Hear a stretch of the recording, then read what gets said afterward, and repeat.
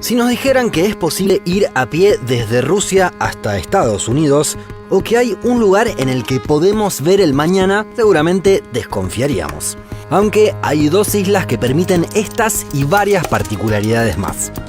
Te invitamos a conocer la increíble historia de las Islas Diómedes y a descubrir por qué son un lugar clave a la hora de soñar con una autopista que conecte a todo el mundo. Para conocer la historia de las Diómedes tenemos que ir hasta el norte del Océano Pacífico, en el lugar en el que Asia y América se acercan tanto que quedan a unos pocos kilómetros.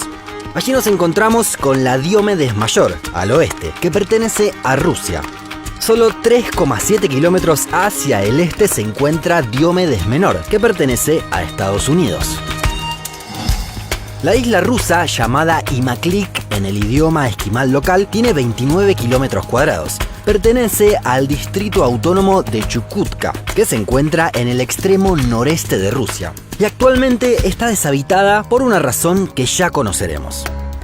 Del otro lado, la isla estadounidense es conocida también como Inalik. Tiene 7 kilómetros cuadrados, pertenece al estado de Alaska y cuenta con unos 115 habitantes según el último censo. Se encuentra tan aislada y está en un lugar tan inhóspito y hostil que la única forma de llegar es en helicóptero.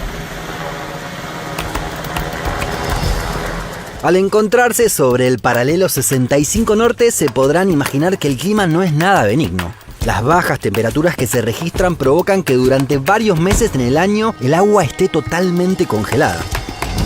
Esto hace posible que se pueda ir de una isla a la otra a pie. Es decir, podemos ir de Estados Unidos a Rusia caminando, lo que no es viable en ningún otro lugar del planeta.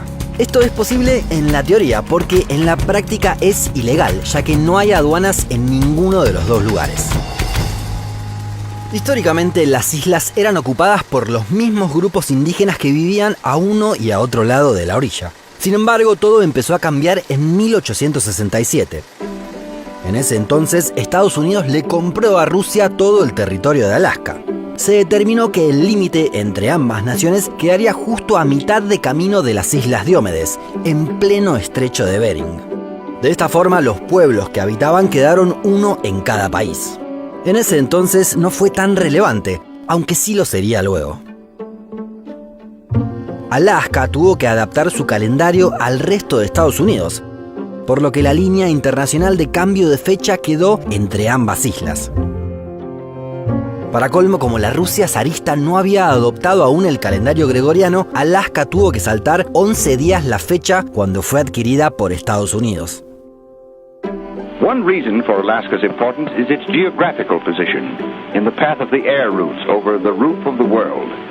The airplane is making Alaska a center of the new communication routes of our air age. Igualmente, no fue todo tan simple para los pobladores. Las cosas cambiaron bastante luego de la Segunda Guerra Mundial. Con el inicio de la Guerra Fría y el aumento de las tensiones entre Estados Unidos y la Unión Soviética, mucho se escribió sobre el telón de acero que se levantó en Europa. Pero quedó algo relegado el llamado telón de hielo, que dividió a las Diómedes durante décadas. Y en este caso no se trataba de países aliados, sino que era una frontera directa entre ambas superpotencias. Los soviéticos optaron por reducir los riesgos y obligaron a irse a los pobladores. De esta forma, las familias quedaron divididas y en muchos casos ya no pudieron volver a verse. Así se mantuvo la situación durante décadas. En los 80, cuando se vivía el deshielo de la Guerra Fría, se produjo uno de los cruces más famosos entre las Diómedes. La estadounidense Lynn Cox cruzó nadando entre ambas islas con el fin de bajar las tensiones del conflicto. Los jefes de Estado de ambos países, Mikhail Gorbachev y Ronald Reagan, celebraron el acto. Pero una de las cuestiones más extrañas es la que marca el reloj.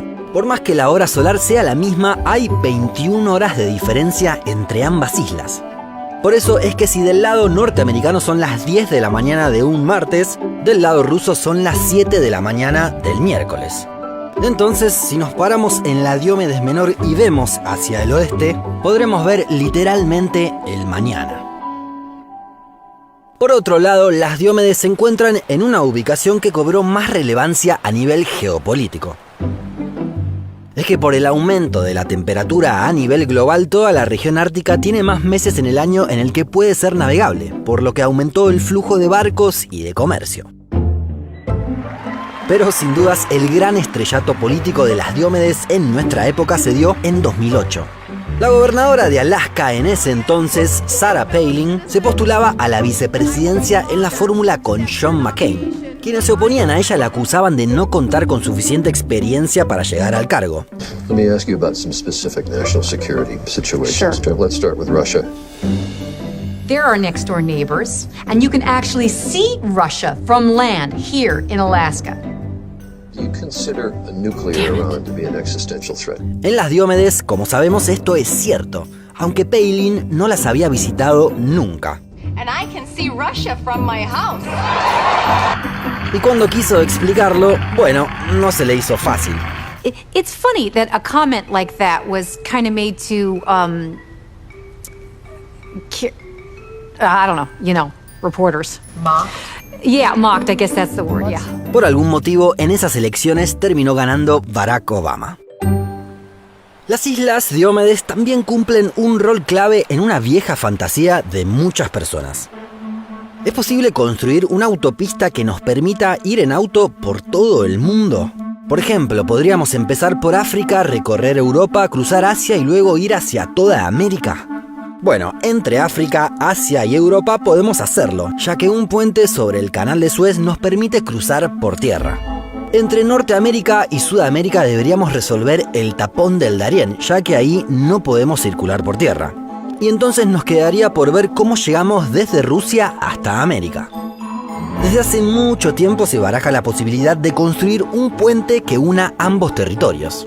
Si tuviéramos que unir el cabo de Shniev en Rusia con el cabo Príncipe de Gales en Estados Unidos, deberíamos hacer un puente de 82 kilómetros, lo que torna esta idea en una fantasía. Pero con las Diomedes la ecuación cambia bastante. Es que gracias a su existencia podemos hacer un puente de 37 kilómetros en la parte rusa, otro de 42 en la estadounidense y uno de 3 entre ambas.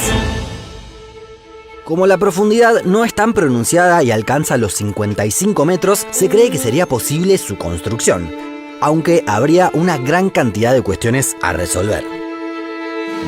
Por empezar, por lo hostil de la zona solo se podría trabajar en los meses más cálidos. Durante 7 meses al año las obras deberían parar, lo que demoraría mucho las construcciones. Además, el deshielo produce que durante la primavera circulen enormes icebergs que impactarían de lleno contra el puente, por lo que tendría que tener una estructura muy resistente. Si se avanza con la idea del puente, sería una buena idea que también circule un tren y un oleoducto. De esta forma, Estados Unidos podría acceder directamente a las reservas energéticas rusas, lo que constituye una gran motivación. Pero supongamos que resolvemos las cuestiones técnicas y unimos los dos puntos. Nos encontraremos un puente que va en sentido figurado desde la nada hacia la nada.